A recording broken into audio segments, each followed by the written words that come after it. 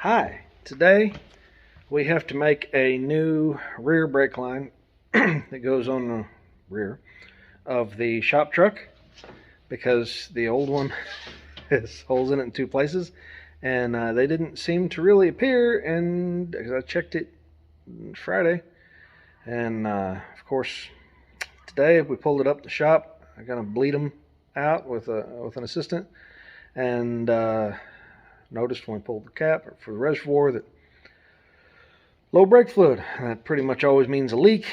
And here we go. Let's try this again. So this is our new area for filming. I'll try to keep some of the projects off of it, but this kind of popped up in between other projects, and I hadn't intended on filming anything today. But it occurred to me that this might be something that people wanted to see. You'll notice as this shakes, the camera doesn't as much. It's actually setting on an independent thing there. So we're going to try and do this. First thing is, I have a really nice inline, or did have a really nice inline flaring set. This isn't it. I don't know where it is, but ain't here. We went to bleed the brakes on the truck again, cause a little bit of air in them. And as we did, we opened it up and found out that we had blown a brake line.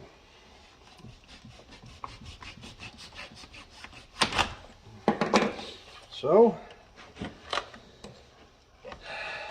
some measurements were made, and we went to town, or I did. Drove the wife with me. And we got a fancy dancy doodad here, and we got I hate this style a lot, a lot, but is what it is. I think it's this one, maybe. We'll figure that out here in a little bit. There may be some more. Nope, no more information. Anyways, we got this. We got the factory ends. Came off the pickup. You can see this is a big boy right here with a normal style flared line in it, double flare. But it's got this big line, big fitting. And then this here is just a regular old style fitting. So we're going to do some looking around here. We'll use what we can of what it came with, but we may end up using the old fittings on the new line. I know I'll have to use this one. I'm not sure about this one. I could have probably adapted over to this, but it takes a lot of money and adapters to do that kind of stupid stuff. It takes forever to find all the parts. And every joint you put on these is just another place for it to leak. So, ta-da, that's that. It looks like they sold me, now that I'm looking at it, one piece of metric threaded and one piece of standard threaded line. Because this was not my normal parts store I went to, but let's just see how she works. Yeah, so this is not really going in there well. So what I'm going to have to do to make this union work is when I cut the end off this piece, I'll take this fitting out and I'll use it here. So this will go here, this will probably go here, and then with any luck this piece will be the same as the piece that came off of it. So let's do a little research there. A lot of times you can hold threads side by side and hold them up next to each other, and you'll look for gaps. I think this fits right there, so we'll use this end here. So this will go to the back of the truck. And then I'll need a metric union. I like to use the long union in the back, and then this will get replaced with this, and then this will go here. So we should have 2 joints, 2 flares at that point, so that'll be good. And then that metric piece there is good, so it's already got the piece on it. Alright, so our next part is going to be cutting the ends. We're going to do the flaring on the ends where the stickers are. So, yeah.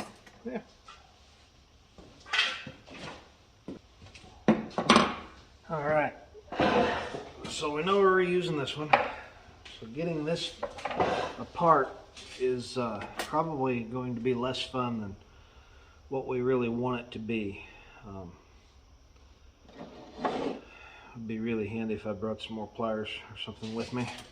Super handy, in fact.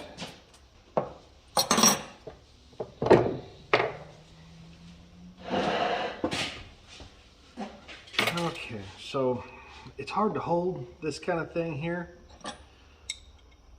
but if you put a wrench over it, sometimes, especially because this is a 9/16, I'm putting 14 on it, you can use that to hold it at a place where there's no threads. I'm not saying this works all the time, I'm saying it works sometimes.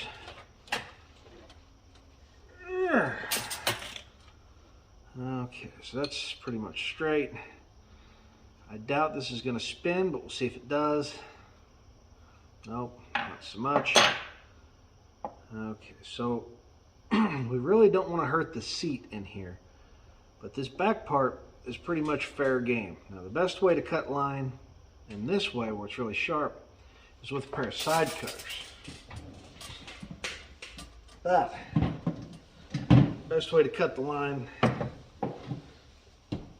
for what I'm doing, where it'll have minimal amounts of crimping and that kind of thing on it, is going to be with a small cutoff wheel. And I am going to cheat and clamp it in the drill because this stuff is relatively soft and easy to work with, and I don't want to throw sparks all over God's green earth.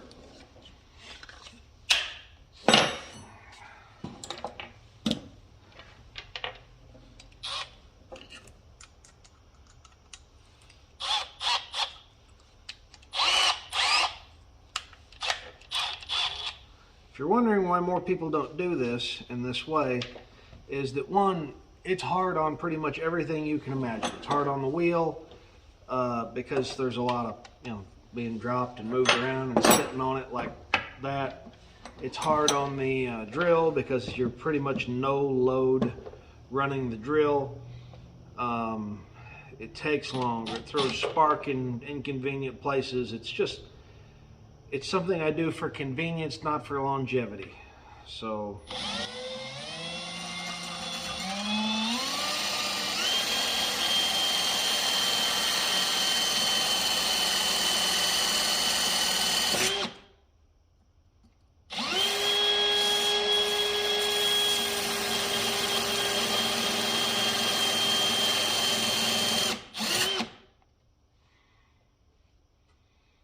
you can see it's a grabby little dude because you can get it in any which way, and you got to hold it one-handed. And this is a kind of a dangerous thing, but it's really handy.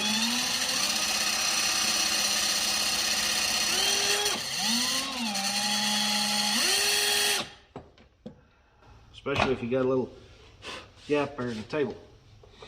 Now the idea here is that because we cut it off that way, we didn't compress the pipe to make it longer when we did. So theoretically we should be able to take a hammer and put a socket underneath it that will encapsulate this, so about 10 millimeter, 9 millimeter, and tap on it with a hammer and get some sort of joy there. It's better to have to go get a socket now than to fight a screwed up piece of line. There it is. felt pretty good about this. Ooh, that's perfect. So this is actually a 7mm. Huh. Okay. So we got that set up, just stacked on there. Feels pretty good. And now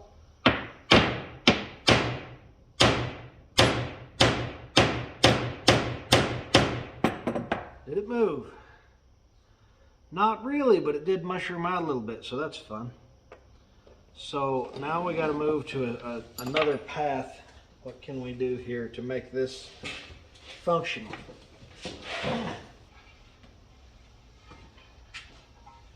So we're going to have to apply some heat. Excuse me.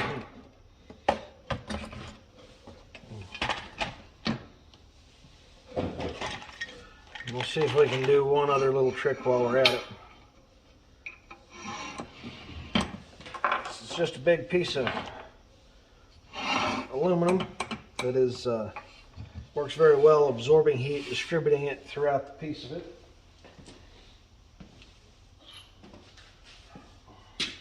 Little piece of 1/4 or 3/16 ish steel plate and a map torch.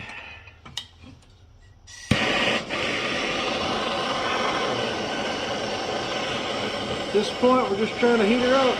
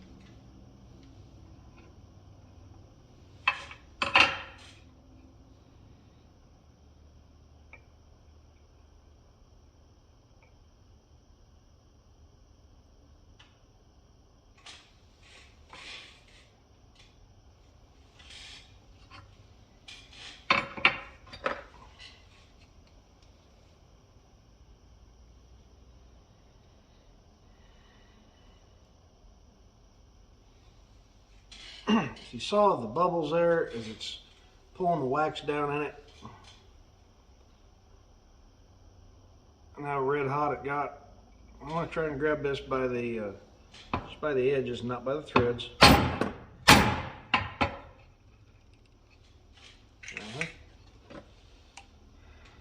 And then don't let the hot socket set the rest of the world on fire, but you can see it came out.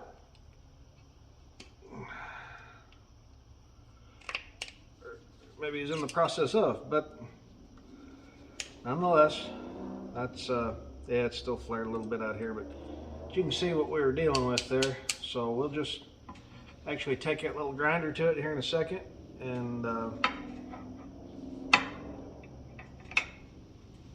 it'll be that.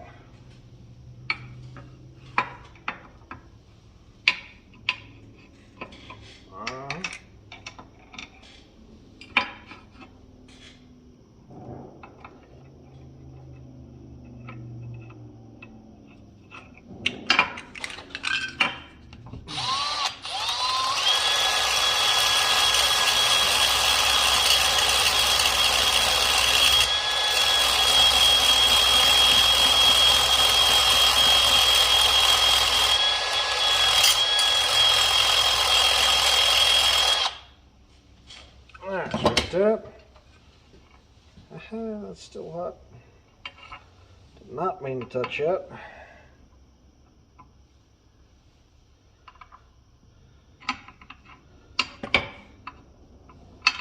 Well, that works well. Alright, well, I got the bigger than that. With the screwed up end on it, it doesn't fit in the 7mm anymore.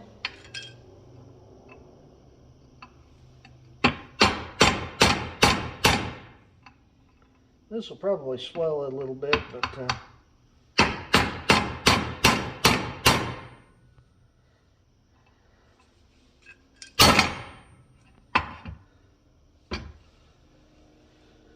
coming out. Not well, but coming out.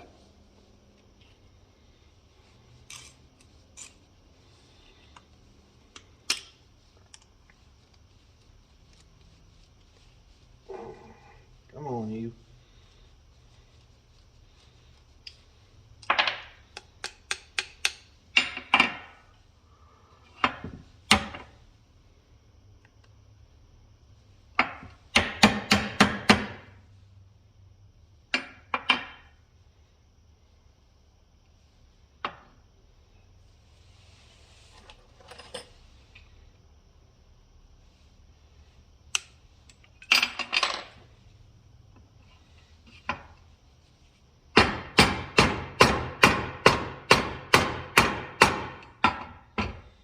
Let's see if we can get some really good vice grips or something on there. Alright, my really good vice grips, I think every pair is outside where I managed to get the brake lines broke loose because it was that much fun. But let's get these. Your first piece or hole or two is going to crimp that. Probably won't allow you to pull it out yet. But we'll just keep after it.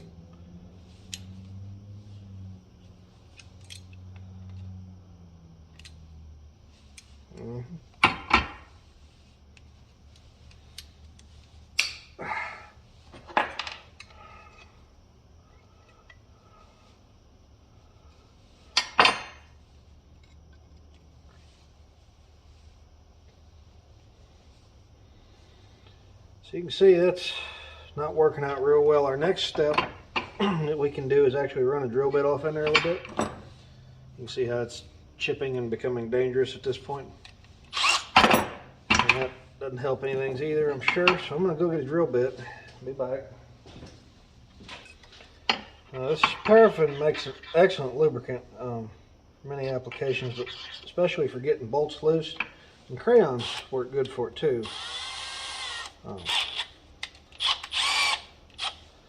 So here's a fun piece here. We got to get this drilled out. So I've actually got just 11/64 or something.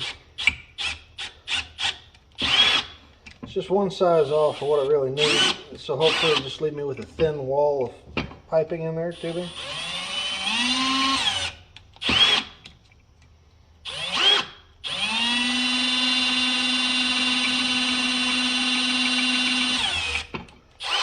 Sometimes, if you can't get it like that, you can actually speed it up and feed it in real slow, and it'll catch just a little piece of it and go in that way.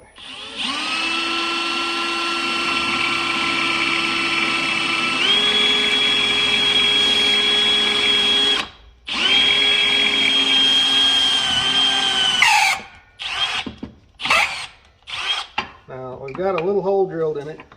Hopefully by leaving some of the tubing will conform and come out instead of nicking up the wall of the fitting on the inside.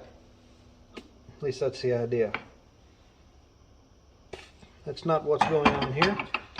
So we're just going to continue on a little bit.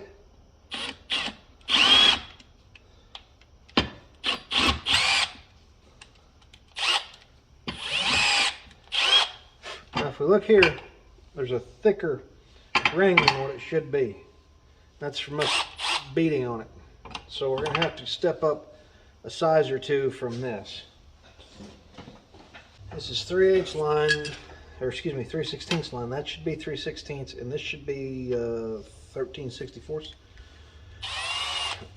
which is the next, of course, step up.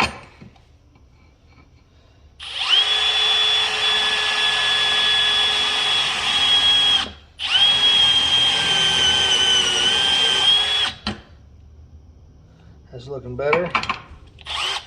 We're just trying to drill out the top little bit where it was mushroomed in, or mushroomed out. Oh, there's something right there went. It just fell off.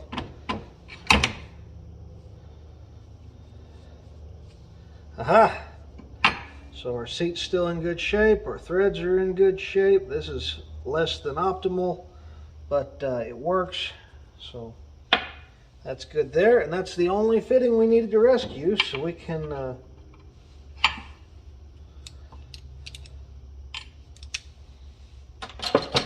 get rid of that. I'm just going to take this whole thing and sit it off to the side for a minute so I can forget about it and have to deal with it tomorrow.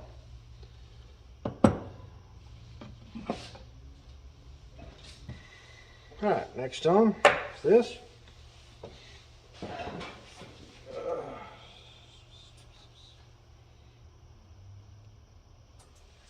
Alright, so this is the end here that we're going to cut off. So, like that.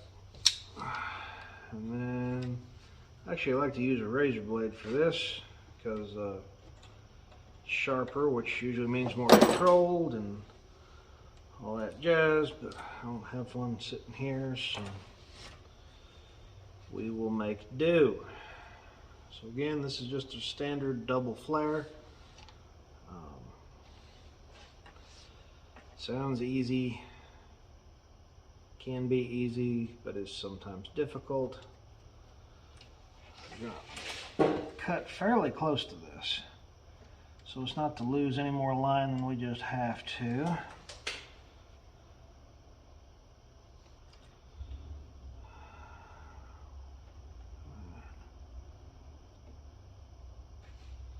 It's real easy to tighten this thing up too much and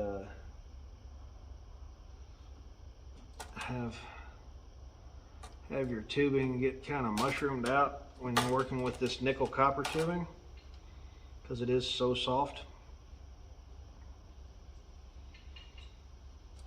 And this is the tube that's going to need the metric piece put on it, so we can just about throw this piece away. We're not gonna, because it's nice to have around should we need it at a later date, but it's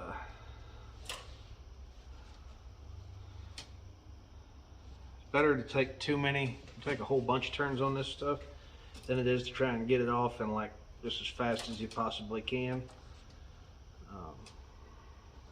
That way you did the least distortion of the metal possible.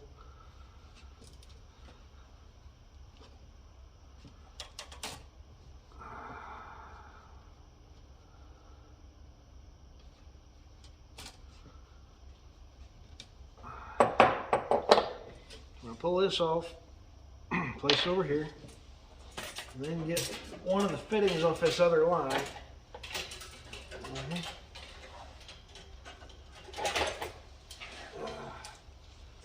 And then place it on here. Or, yeah, place it on there.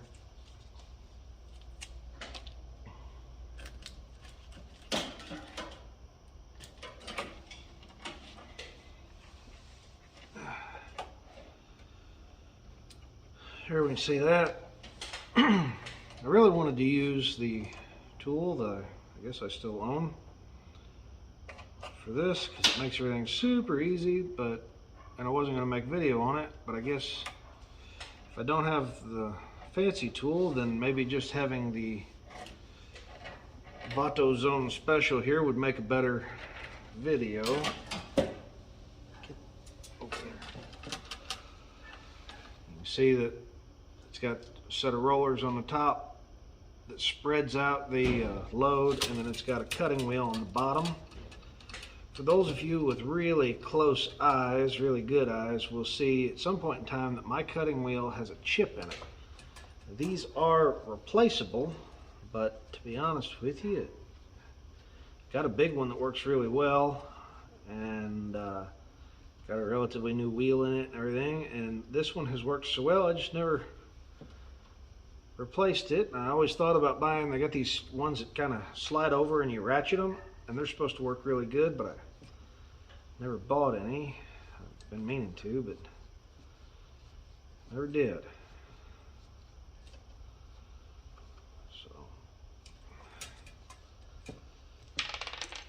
That's gone, that's gone. So we're going to take, okay, should be the spare piece from this one.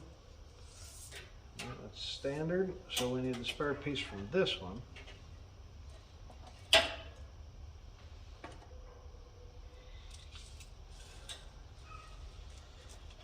Son of a gun.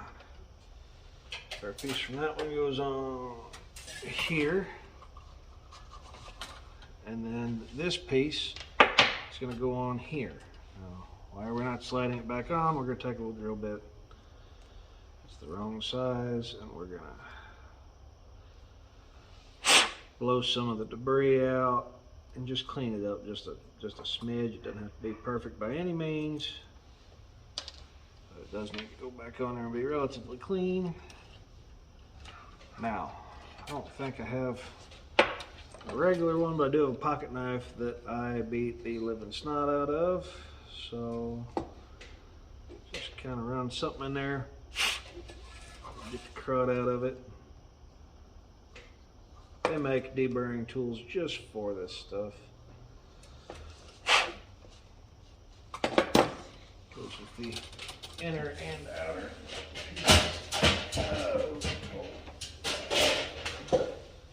Now, what we're going to do here is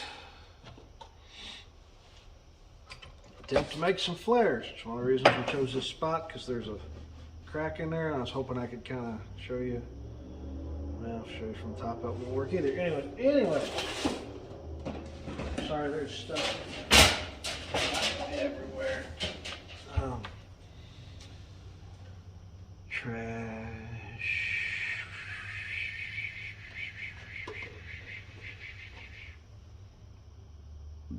Okay, so one of these pieces here is an A adapter, one of them, and it should go about like that.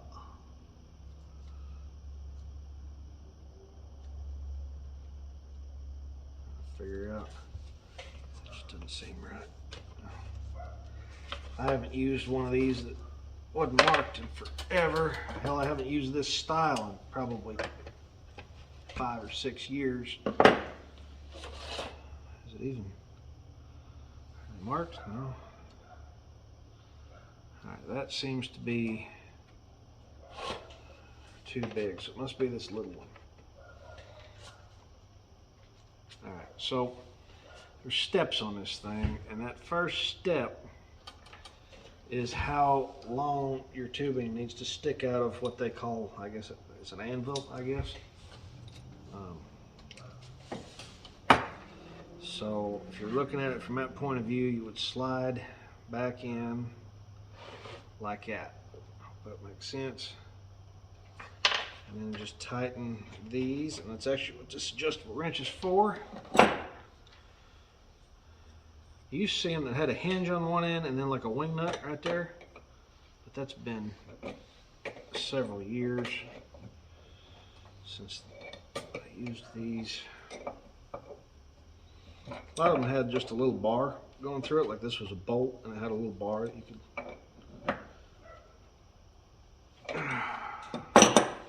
Okay, so that's that, and that is the appropriate doodatter right there. I'm going to take and stick this in here. That'll form the first part of our flare. It'll kind of out.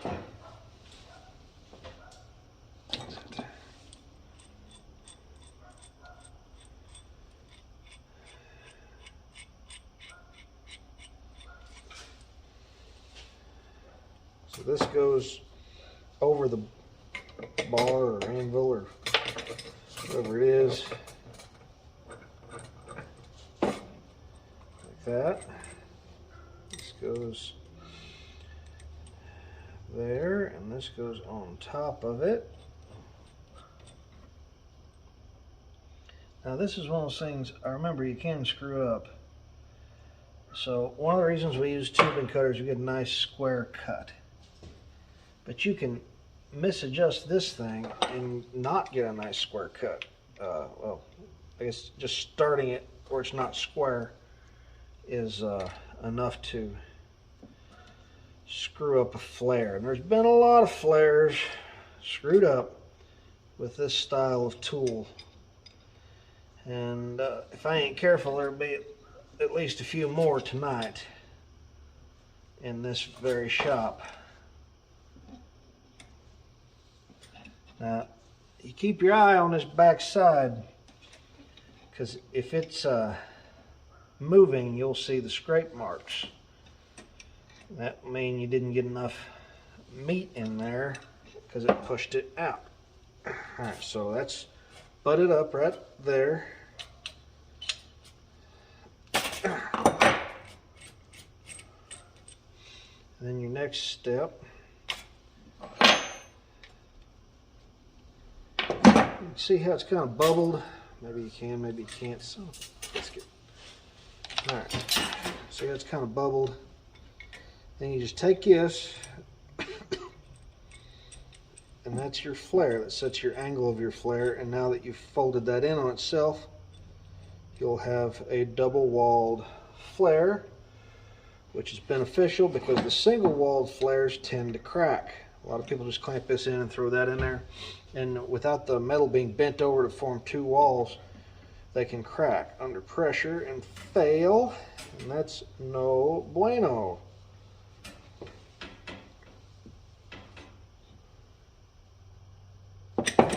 Now you don't need to tighten this down just all the hill, because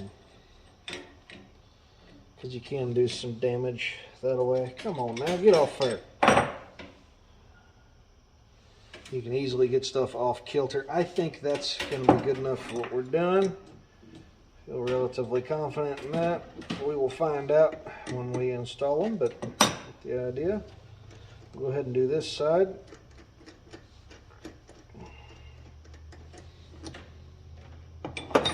You can see where the tubing was clamped because it's got sort of threaded in there. And then this will come up here and sit right there, and that should be enough that when we'll have to tighten it a lot, but it'll should be enough that we're good and tight. The old German torque spec. We're going to do the same thing to this piece here, but if you're lucky, I'll talk less.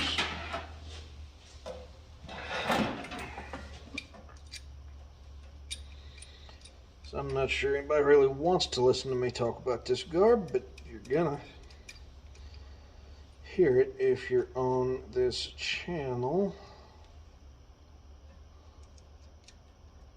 Alright, that's pretty tight. Put that there, put that there. Less. Come on now. Looks pretty good. Oh no, it has stolen it. Apparently it got cold in here because the pipe got short or tubing. It's a bit less than what it previously had been.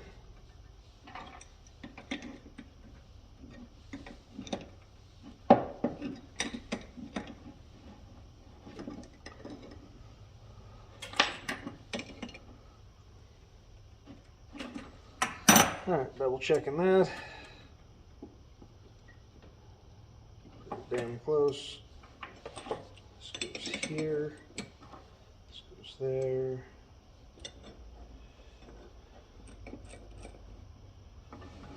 Looks relatively square.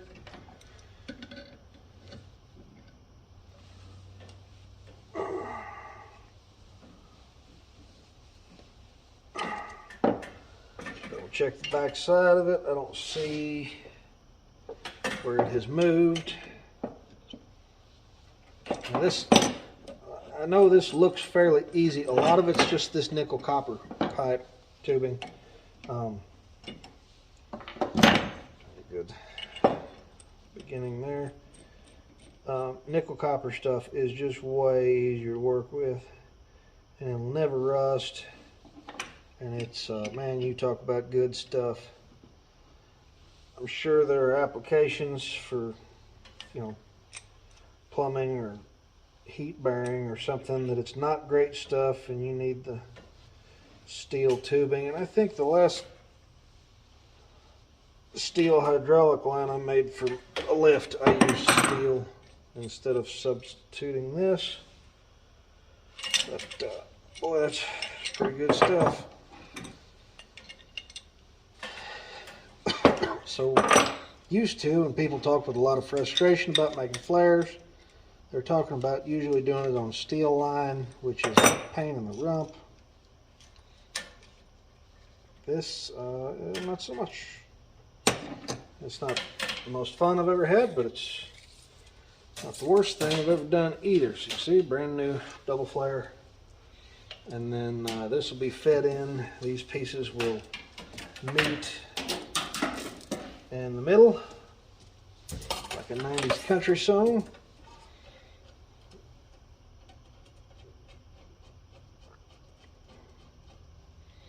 Now I am not going to make the mistake of go ahead and torquing these now, because I want to have all the adjustment I can when I'm underneath it.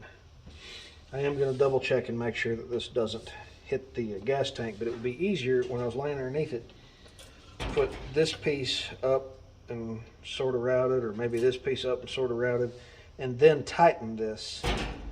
So I transfer it out in 2 sticks. It's very tempting to go ahead and tighten it. We're not going to do that. And then see this here, run this all the way back down. I'll hit this stuff because it's just that Parkerized is what they call it, black stuff. Excuse me.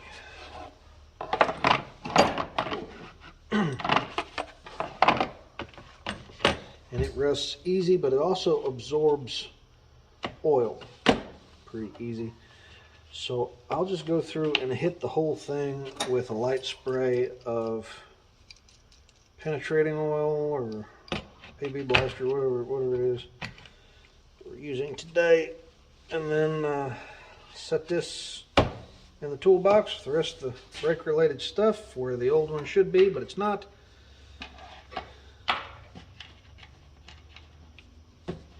And that is the 11-foot long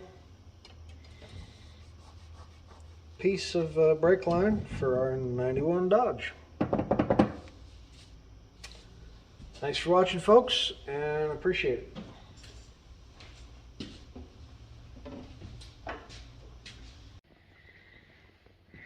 Alright, thanks for watching that. We did not get it installed yet because it's cold, but hopefully tomorrow I'll get that installed along with all the work done that needs to be done, and